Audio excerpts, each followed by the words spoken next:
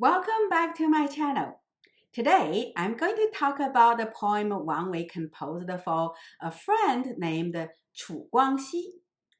The conventional image of Wang Wei has been a lay Buddhist practitioner who was quite detached in terms of emotional connection with others.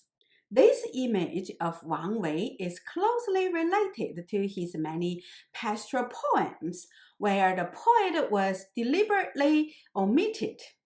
Many of the poems read like a painting or a short film that has no particular perspective. That is, they are descriptive with no subject who is presenting the description. This is rather unique in the Chinese poetic tradition because since the ancient time, poetry was regarded as expression of one's intention or 诗言志. But in many of Wang Wei's poems, there is no subjects whose intentions are expressed. However, in this poem, Wang Wei not only made his intention very clear, but also expressed very strong feelings towards his friend. Why? Maybe you can tell me after you watched this video. I'm Dr. Gao, a philosopher obsessed with classical Chinese poetry. I make videos about classical Chinese poetry, philosophy, and medicine. Please click the like button and subscribe my channel. Your support is very important for me. I also offer one-to-one online lessons on these subjects. So if you would like to read the classical Chinese text with me, please contact me. Here's my email address. Now, back to Wang Wei and Chu Guang-xi. They met around 731 AD when both of them retreated to Songshan. Around 742, almost the same time as Wang Wei retreated to Zhongnanshan, Chu Guang-xi also bought a property in Zhongnanshan, so it is possible that they socialized quite a lot. The poem I'm presenting today was supposedly composed in 747 AD. By this time, Chu Guang-xi had taken an office as Taizhu, an official in charge of all the royal ritual ceremonies at the court.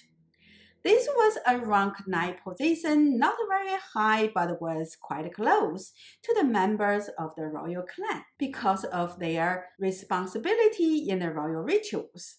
That was the reason Chu Guangxi claimed in his correspondence to Wang Wei that he was summoned by the court when he was on his way to visit Wang Wei, but had to turn his carriage back to the capital, missing his chance to join Wang Wei. I'm going to present Chu Guangxi's poem next week so that we can get some ideas how scholars correspond with each other during the Tang Dynasty.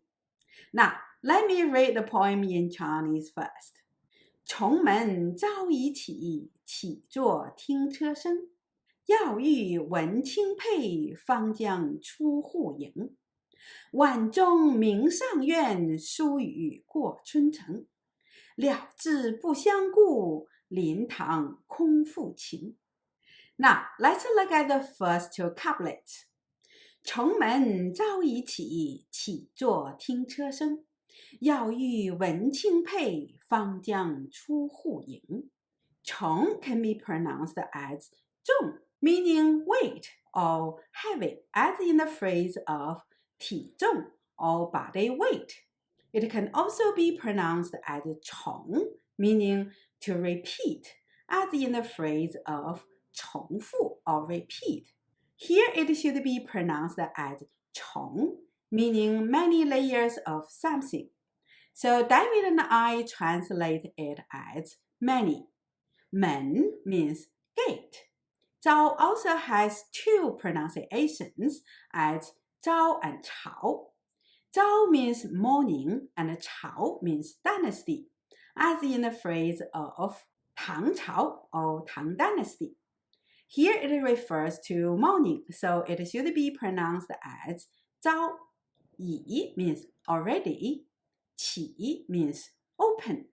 This different 起 means rise, 坐 means sit, 听 means listen, 车 means carriage, 声 means sound, 要 means want, 预 means about to, 闻 means hear. Here I would like to make a distinction between 听 and 闻. 听 refers to the act of listening, and 闻 is the result of listening, that is, heard something. 闻 also refers to the act of smelling something. So 闻 sometimes is used with both hear and smell, as in the medical context, where 闻 refers to the act of hear the sound a patient made and smell the odor emitted from a patient. 清 means clear, 配 means pendant. 清配 refers to the clink sound of jet pendant colliding with each other as one walks.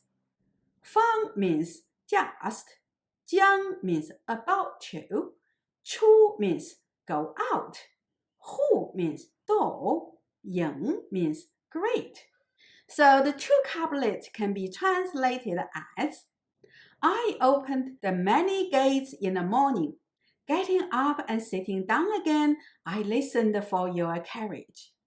I thought I heard the clear clink of your waist pendants, and went out the door to greet you. 晚钟鸣上苑，疏雨过春城。了知不相顾，灵堂空复情。晚 means evening, 钟 means bell, 鸣 means ring, 上 means above, 苑 means garden. However, 上苑 does not mean the garden above something, but the royal garden. Here, 上 refers to the upper position of the royal clan in the social hierarchy. In modern Mandarin, the ruling class is also referred as 上层, meaning the upper class. So David and I translate 上苑 as the royal garden. Similar terms are 上林, the royal forest, 上御, the emperor's order, etc. 疏 means sparse, 雨 means rain, 过 means pass, 春 means spring, 城 means city. The character 了 normally is used as an indication of the past tense in modern Chinese, as in 我去买菜了. I went for grocery shopping. The character here is pronounced as a very light l, and indicate the event of going shopping has been carried out. If we take away the l from this sentence, it becomes 我去买菜, meaning I'm going grocery shopping. But in this context, the character is pronounced as 了, meaning to resolve, or manage, or taken care of. 智 means self. 了智 is an alternative expression of the Buddhist term 自了, meaning to work towards enlightening oneself rather than enlightening others. 不 means not. 相 means each other. 顾 literally means to turn around and look at someone. There is a famous saying, 曲有误，周郎顾. This is a story about a talented young general from the Three Kingdom period named Zhou Yu, who was also a talented musician and very handsome. He could recognize the smallest mistake in an orchestra and would look at the musician who made the mistake. So many of the female musicians would deliberately make a mistake so that Zhou Yu would look at them. How cute. But here, 不相顾 is used to indicate how disappointed Wang Wei was that his friend failed to show up. So much so that he had to retreat to his Buddhist belief to find comfort. So we translate the term as to not bother you. 临 means to stand in front of something, as in the phrase of 临渊沐鱼, eyeing the fish in front of a pond. 堂 means whole. 空 means empty. 复 means repeatedly. 情 means feeling. But here it refers to Wang Wei's thought about the feelings he had for Chu Guang-xi. So the two couplets can be translated as: the evening bell rings from the royal garden. Sparse spring rain passes across the city. I would just take care of myself and won't bother you. Standing in my empty hall, my thought turns over and over. I use the past tense for the first part of the poem and the present tense in the second part to highlight the passing of time in a day so that the translation is more in line with the feel from the original Chinese. This poem presents a vivid picture of how Wang Wei's mood changed from excitement to impatience and then to a profound disappointment in the duration of one day. It reads almost like a short film. He opened all the gates in his property first thing in the morning, anticipating the arrival of his friend. This is a copy of part of the painting Wang Wei painted for his Whale River estate. As you can see, there are several gates around the property. To open all the main gate for a guest suggests how much Wang Wei valued this friend. Then Wang Wei proceeded to tell us how excited he was by the visit. He couldn't even keep his calm and constantly getting up and sitting down again and again. He thought he heard the clink of the jet pendants hanging on Chu's waist and rushed out to greet him, only to find Chu hadn't arrived. The day seemed passed quickly with all the preparation for the arrival of the friend that when the evening bell rang from the royal garden, it dawned to Wang Wei that his friend was not coming after all. Then he noticed a light rain had just started. Disappointed, he couldn't help but thinking over and over again if he had unknowingly offended his friend, or is it the rain that stopped his friend from coming? He was so disappointed that he had to retreat to his Buddhist faith to find comfort.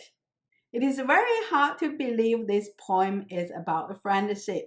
The poem reads more like what was experienced by a lover who was stood up by his love interest. What do you think? I have posted a poll for you to vote whether you think Wang Wei and Pei Li were lovers. If you haven't posted your vote, please join us by posting a vote. I'm Dr. Gao, a philosopher obsessed with poetry.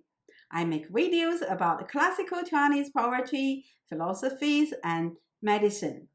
Please click the like button and subscribe my channel. Your support is very important for me.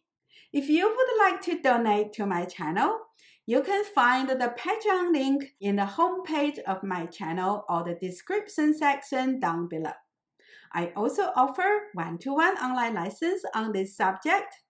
If you would like to read the original Chinese texts and discuss them with me, please contact me. Here's my email address. Thanks for watching my video. I'll see you next time.